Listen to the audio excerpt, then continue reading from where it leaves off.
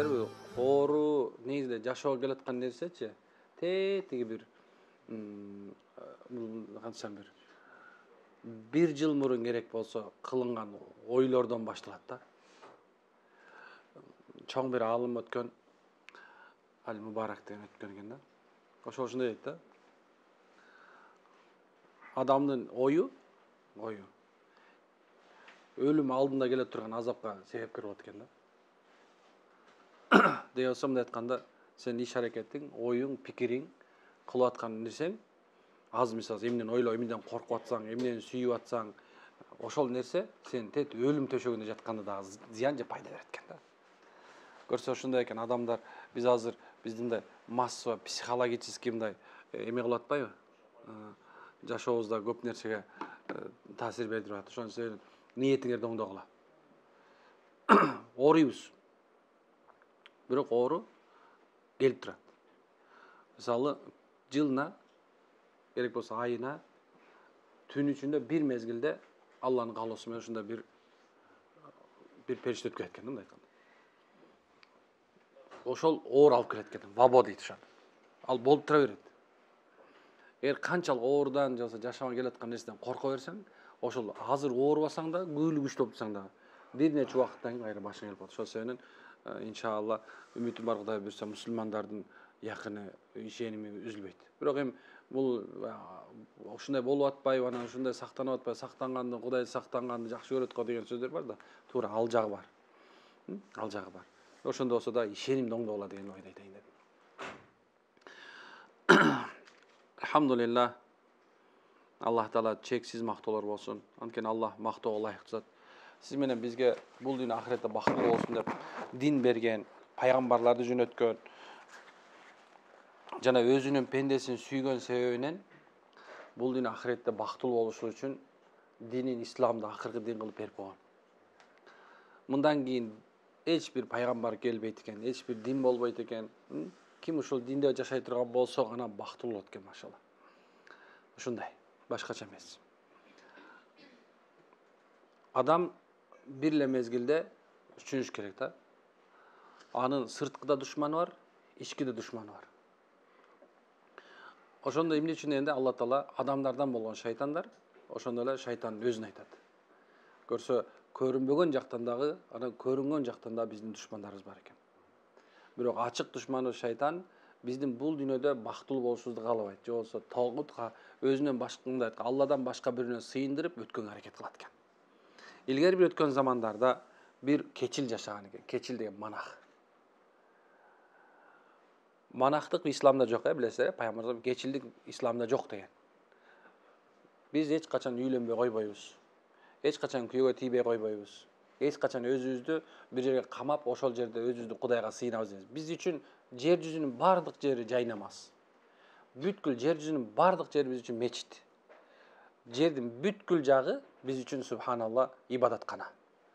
Биз каалаган жерде сыйынабыз. Керек бисмиллахир-рахманир-рахим деп тамак жеп атсак да биз Кудайга сыйынгандар. Бирок бир замандар өткөн экен, адамдар жылдап, мисалы бирөөнүн 250 жыл жашай турган болсо, бирөө 300 жыл жашай турган болсо дагы, ошончо жылдар ибадат кылып, бир жерге жашынып, ушуну бүткүл нерсени тыштап, таттуу тамак жебестен, жылуу төшөккө жатпастан өмүр бою Аллахты өткөн экен да. Эми бул мурунку замандын коому. Бирок бизге андай буйрулган эмес. Ошондой илгери өткөн бир заманда бир кечил болгон экен. Кечил ушунча такы болгондугунан, ушунча бир Алладан корккондугунан шайтан алейхилана аны жолдон адаштырууну ойлой баштады дейт. Бир күнү баягы ошол эле мезгилде бир күң аял дейт да, күң аял ооруп калды. Шайтан алейхилана ада ошол ооруп аткан кожоюн, ооруп аткан күңдүн кожоюнуна айткан, сенин айыктыра турган, күңүңдү айыктыра турган бир бул жерде бир кечил бар. Алладан ушунча коркот, ушундай бир эме кылат, ушундай такыбалыгынан ал мындай бир дуа кылса эле, же дем салып койсо эле айыгат дейт. Баягы адамдар ошол кечилди издеп жүрүшөт экен.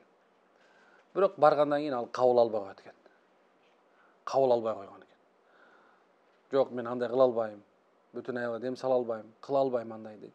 Бирок адамдар улам келип тажа бергенден акырында макул болду. Анан кийин ал кечил дейт, эшигимдин алдына ушул жерге алып келесиңер, Кичине эметип турасың, жанып турасың, мен дем салып коймон, анан кетесиңер дейт. Бир нече күн алып келет. Алып келгенден кийин баягы адамдардын баардыгы тең эми ушинтип алып келе беребизби? Ушул жерге жаткызып коелу, улам чыгып дем салып коюп турасың дейт экен. Кийин ушундай бир эме кылганда биринчи көзүң карабай дейт. Ушундай такыбачылыкка бир мезгилде баягы аял деп жөтөлүп ийгенде эмне болуп кеттигине баягы апарып суу оозуна куй дейт. Ошондо көзүнө эмне көзү тийишип кеткенден кийин баягы эменин васвасы кечилге васваса болду дейт да. Же болбосо ошол аялга кызыгуу пайда болду. Шайтан алейхине алып келип, эмне кулагына шыбыр дейт. Бул аял менен сүймөн кошул. Бул аял менен ушундай бир жакшылыкта эме кыл. Бул күң экен, эмне болмок эле. Сен канча жылдан бери субханалла ушунча такыбачылык кылып жүрөсүң. Кудай Таала сени кечирет дейт экен. Баягы ушундай бир кылгандан кийин баягы казгырылып кетти дагы дейт. Баягы өзүнүн ишин бүтүргөндөн кийин баягы шайтан кайра эме кылды дейт. Дейт. Сени дейт, эми өлтүрүш керек деди. Муну эми азыр билинип кала турган болсо кожоюну, бул аябай жакшы көргөн күңү болгон үчүн сени ушундай бул алып келип аткан сага. Эми билип кала турган болсо сен эмне болосуң деди? Сени субхана өлтүрүп салат дегенде ойлонуп кетти. Эмне кылайын десе, баягы күңдү өлтүр деген экен да. Баягы эмне кыларын билбей күңдү башка чаап өлтүрүп салды дейт да. Өлтүрүп салып туруп, эмне кылды? Эки жака туруп калып туруп жерге көмө баштады. Жерге көмө баштады. Жерге көмгөндөн кийин баягы шайтан айтты, деди. Эми мен сени айтам деди. Сен мына өлтүрүп салдың, кошулдуң, өлтүрүп салдың, эми акырында көмүп салдың. Эми мен сени айтам. Эми сен бир нерсе кылышың керек дейт. Бир нерсе кылбасаң болбойт. Эмне кылайын дейт экен да. Сен мага сыйынасың дейт экен. Мага сажда кылгын, мына ошондо мен сени субханалла кечирем, айтпайм. Деди дагы, не ошол сажда кылдыр дейт. Кечиле эмне кылганын билбестен ага сажда кылды, башы менен коюп сажда кылды. Сажда кылгандан кийин шайтан алейхилан айтты. Мен сени алысыракмын деди. Мен сени эч бир тиешем жок эми. Сен бир эч бир нерсем жок. Сен экөөбүздүн тиешебиз жок. Деп турандан узак кетип калды дейт. Кийин анын ээлери баягы күңүнүн ээси келип калганда баягы айтып сал дейт. Акырында эмне кылып эметпи, аны өлтүрүп салыш дейт. Аны өлтүрүп салды, жөн өлтүрбөйт экен, асып салыш дейт да. Дегеним субханалла шайтан алейхилана өзүнүн акыйкатына жетмейин, же болбосо өзүнүн бул дүйнөгө келиш негизги максатына жетмейин, керек болсо сен алым болсоң да, олия болсоң да сени субханалла дайым такай азгырып турат экен. Азгырып болбойт экен. Азгырылбай калган эч ким болбойт экен. Бир дагы адам азгырылбай калат экен. Ошол себептен адамдын күнөөсү эмне экен? Текеберликтен болсо эч качан кечирилбейт, бирок эгерде кызыгуудан болсо эмне экен? Анын күнөөсү кечирилет. Эмне үчүн дегенде, анын күнөөсү кызыгуудан болгон себептен. Кара. Дегеним, субханалла, бизге Алла Таала бир мүмкүнчүлүк берген. Бир мүмкүнчүлүк дегеним, биз жашоодо өзү Алла Таала чексиз мүмкүнчүлүктөрдү берген да. Мындайынан карасаң да мүмкүнчүлүгү аябай көп. Биринчи тооба эшиктери бар. Мындай карасаң, субханалла, жакшылыктын эшиктери бар. Бүт болгон нерсе, баардык нерсе өзүбүздүн колубузда экен да, өзүбүз тандайт экенбиз. Же жаман жагына, же жакшы жагына, же ибадат жагына кетесиң, же болбосо эмне экен? Шайтан жагына кетет экенсиң. Кийин бир күнү имам Шафиден бир адам келип, бир шайтан келди дагы дейт. Шайтан алейхилана келди, имам Шафиге келди дейт. Билесиздерби? Бул жерде шайтан келди, анан ушундай десем көпчүлүктөн ойлошуңуздар мүмкүн да. Бир замандар болгон Адам алейхиссаламды бар да, адам менен шайтан экөө көрүп эле турган. Көрө турган бир замандар болгон. Ошонто туруп акырында биздин заманда олиялар калды. Олиялар субханалла ошол нерсени көрө турган болду. Эмне үчүн дегенде, канчалык адамдын иманы камил болуп баштаган сайын, канчалык иманы толук болуп баштаган сайын, ал күнөөнүн да даамын татып, сооптун да даамын билип калат экен. Экөөнүн даамы да жыты да бар да. Бир дайым айтабыз го, күнөөнүн да жыты бар, даамы дагы бар. Сооптун дагы, жакшылыктын дагы даамы да бар, жыты да бар. Бул эгер адамдар ушул нерсеге көңүл бура турган болсо, ошонун даамын да жытын да татат иншалла.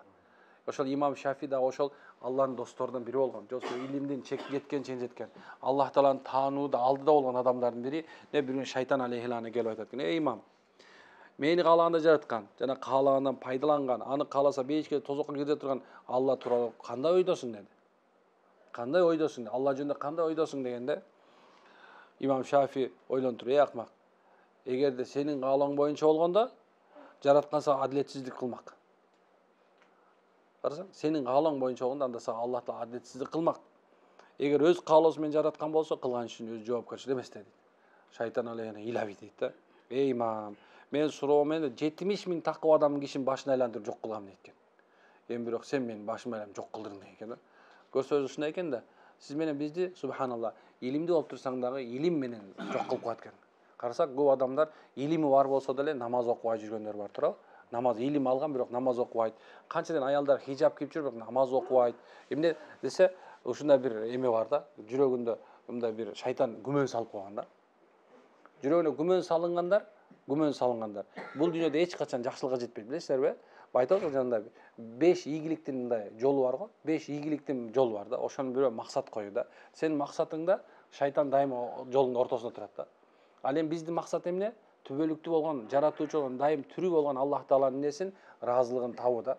Ошол жолдо шайтан дайым эмне кылат экен? Ортодо турат экен. Алла Таала айт го, үмүтсүз болбогула дейт да. Алланын ырайымына үмүтсүз болбогула дейт. Алланын ырайымына үмүтсүз болгон адамдар гана бул дүйнө ийгиликке жетпейт да. Биз баардык жагынан субханалла Аллага умтула берет экенбиз. Эмне экен? Алланын үмүт берген себеби. Азыркы замандан бир алым ушундай дейт экен. Эгерде силерди намаз окуп атсаңар, орзо тутуп атсаңар, ажылык кылып атсаңар, садака кылып атсаңар, силерди жүрөгүңөргө күмөн салып аткан болсо, шайтан васваса кылып аткан болсо, силер сүйүнгүлө дейт. Эгер намаз окуп атсаң, сен вообще башка жакка кирип калсаң, оюңдун баары башка жакта да. Аллаху акбар дегенден баштап субханалла кетти. Малина дешет. Клубника терчесин. Дагы бир нерсе, окатың, картошкаң, же болсо машинең, үй бүлөлүк проблемаң, Аллаху акбар дегенде эле шайтан чыгып келет экен да. Сүйүнгүлө дейт да. Эмне үчүн десе, шайтан имандуу адамдарга гана васваса кылат экен да. Имансыз адамдар намазга да эме кылбайт экен. Тесиш жок экен да. Иманды жок адамдар, иманды түшүнбөгөн адам намаз жөнүндө ойлонбойт. Орзо жөнүндө ойлонбойт, ажылык жөнүндө ойлонбойт, дават жөнүндө ойлонбойт, китеп окуйын деп ойлонбойт керек болсочу. Бирок силер сүйүнгүлө дейт, эгерде силер ушул нерсе кылып аткан, силерге васваса ар нерсе келип атса дейт. Анда жашооңо эле ушундай бир азгырык салып аткан болсо, сен ушундай бир бекем болуп аткан сайын бирөө арак ичели деп, зина кыла деп чакырып аткан болсо, сен эмне кылышың керек экен? Сүйүнүшүң керек экен. Машалла. Значит, иман ошо каршы бекемирээк да турганга аракет кылыш керек экен да. Бул өзү ушундай нерсе экен. Кийин шайтан адамдардын жүрөктөрүнө ар кандай нерсе менен кирет экен. Кызыкандуулук менен эмне экен? Дене кумары. Бул аябай субханалла бул адамга эң чоң нерсе. Качан пайгамбар саллаллаху алейхи келгенден кийин жер жүзүндө бардык шаятин дейт, жанагындай бир кара болгон, ушундай бир Алланын азабына калган шайтандын бардыгы тең эмне кылды? Алсыз болду, үмүтсүз болду.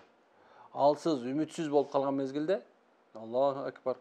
Кийин айтышты, силерге эмне болду деди. Акыркы пайгамбар Мухаммад алейхиссалам келди, анын үммөтү таптакыр күнөө кылбайт экен. Аларды пайгамбар анын үммөтү эч качан эме кылбайт. Биз окудук дейт экен. Андай болбойт экен. Туруп турула дейт экен. Жер жүзүн кыдырып кетет экен да, кайра келет экен. Караса субханалла, эмнеге бизде да ушундай нерсе бар экен. Дүйнөгө анан дене кумарына болгон кызыгыбыз көбүрөөк экен да. Айтты, силер баргыла дагы эмне ишиңерди кыла бергиле. Булар ушу эки нерсе менен кармалат деди. Дүйнөнү сүйүшү менен, анан дене кумарын жакшы көрүшү менен. Ушул нерсе менен субханалла силер аларды азгыра бергиле.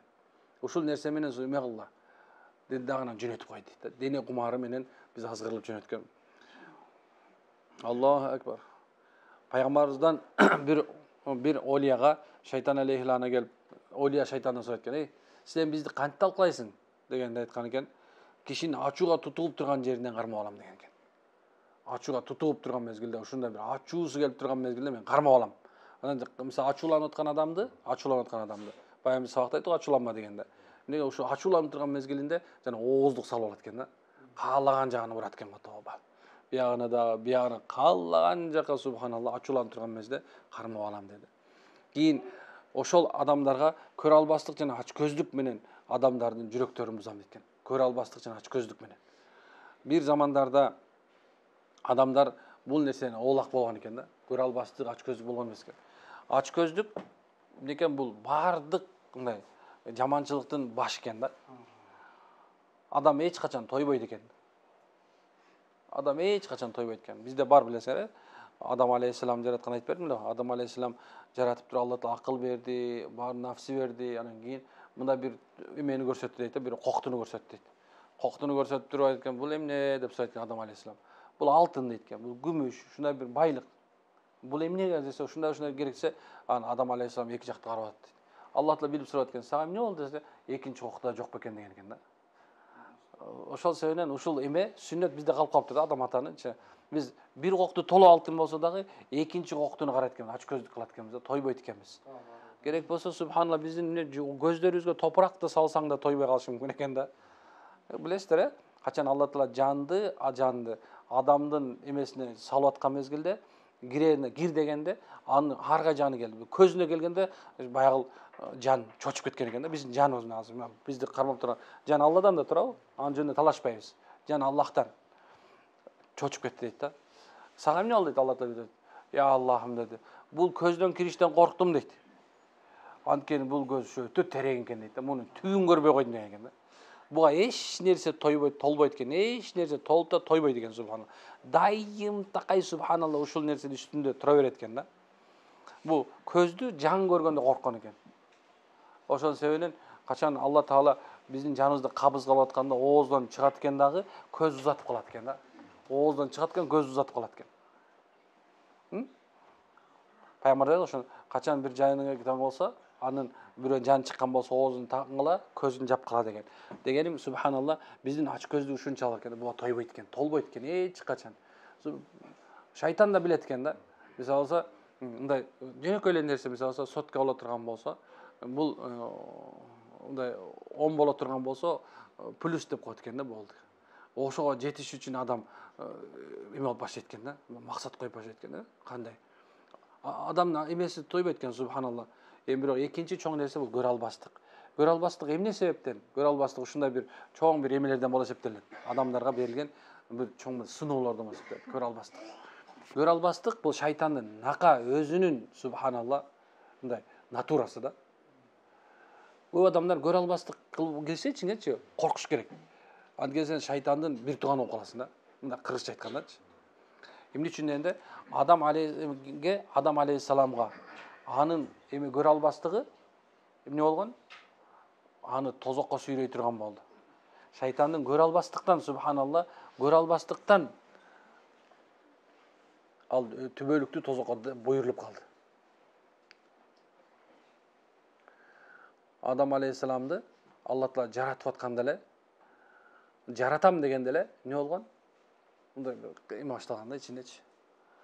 Бул балким бизден артык болуп калабы, менден артык. Ал өзүн ушунча артык көргөн да. Аны жерден апарып Алла таала асманга көтөрүп койсо, мен артыкмын деген да. Эми качан адамды жаратам дегенде, адам деле жерден жаратылган да. Ушул жердин топурагынан алынган. Ушул жерден алынган. Ошол себептен топурак ыйлаганда, я Аллахым, эми ушундай бир күнөөкөр пендени менден жаратасыңбы? Алла таала айтат, "О, сенден жаратам.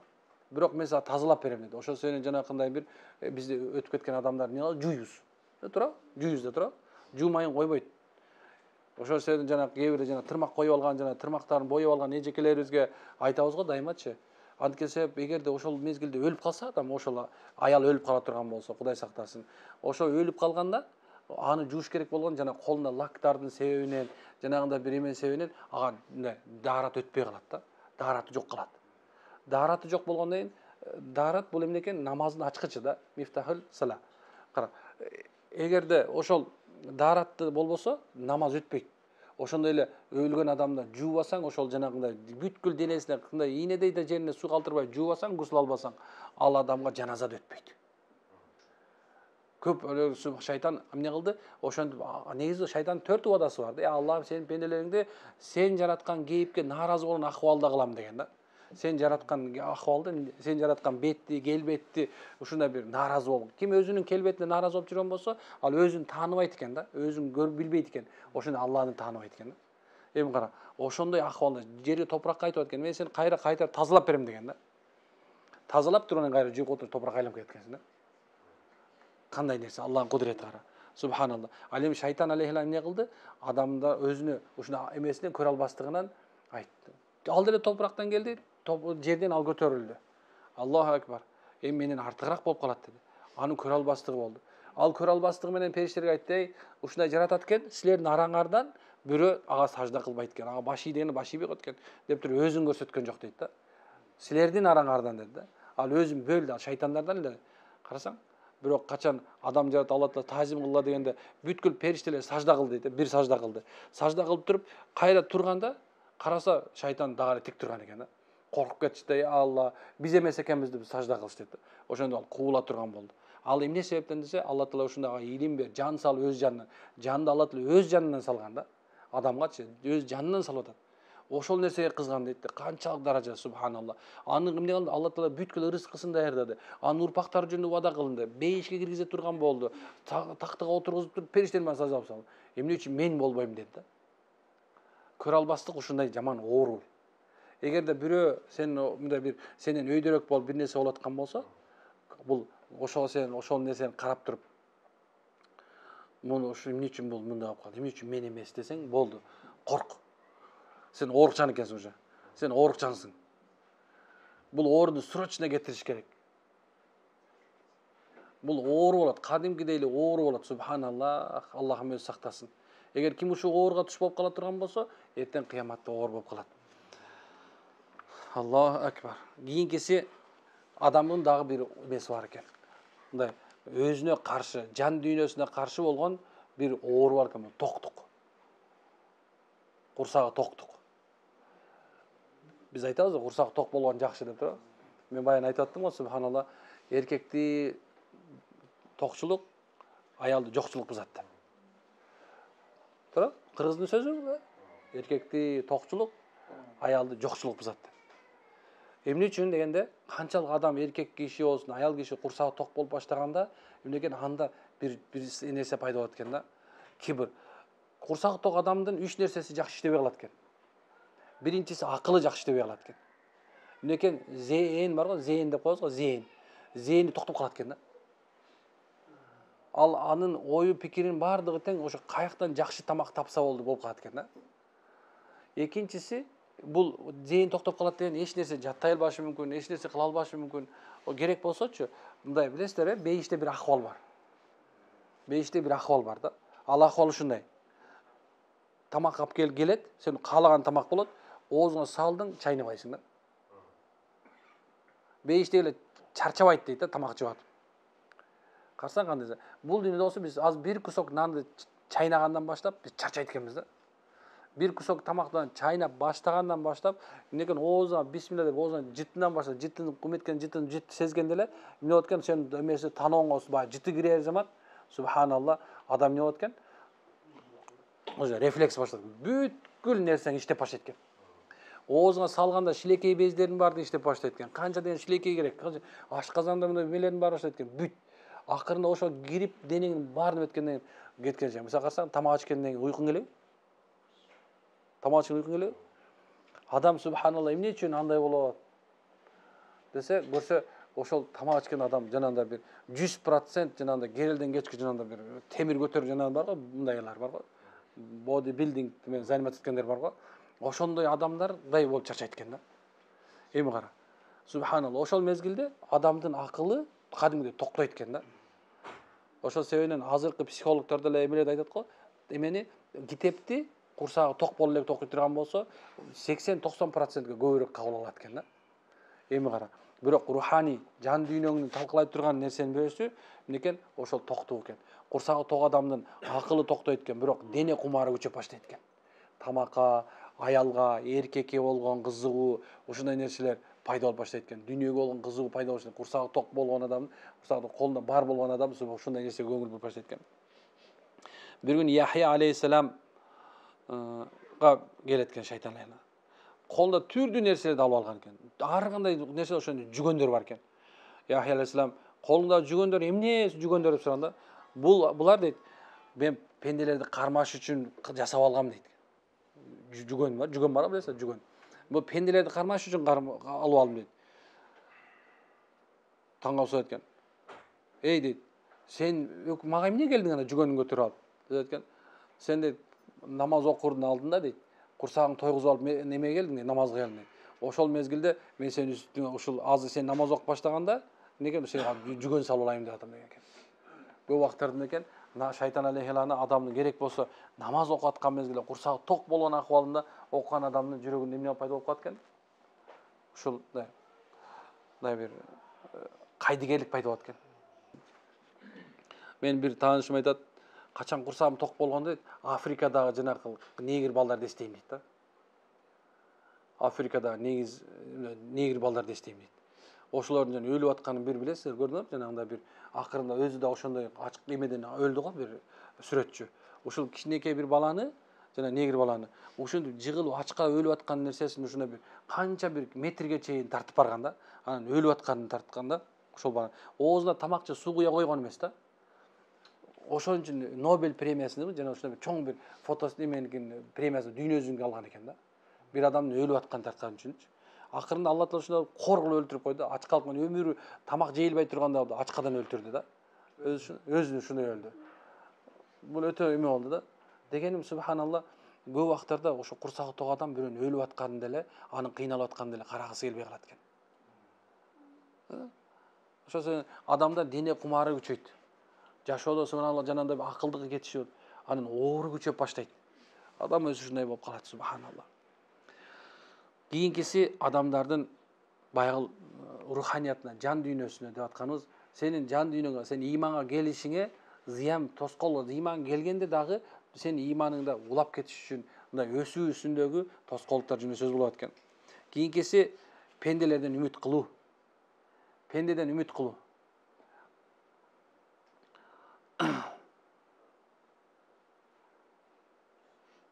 Сахабалардын бири bir sahaba şuna diyet ki, ey Hanzala, Hanzala dedi.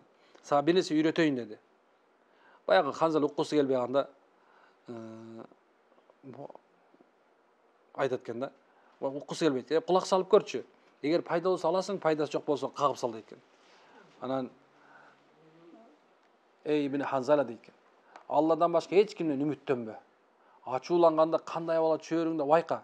Анткени ачуулганда сени оңой эле туткундап калганын жастаган. Деген адамдар мен Алладан гана үмүт кылып атат да. Үмүт Алладан болуш керек. Негизи биз мындай үмүт дегенде пендечилик бизде. Биз дайым такай субханалла мындай бир көп убакыттарда мындай үмүтүбүздү узак кылып коебуз. Бирок пендеден үмүт кылуу бул ошол нерсенин эң акыркы точкасы. Биз дуа кылабыз. Качан bir проблема туш болгондо мусулман эмне кылыш керек десе, биринчиси садака бериш керек. Экинчиси ал адам Аллага кайрылыш керек.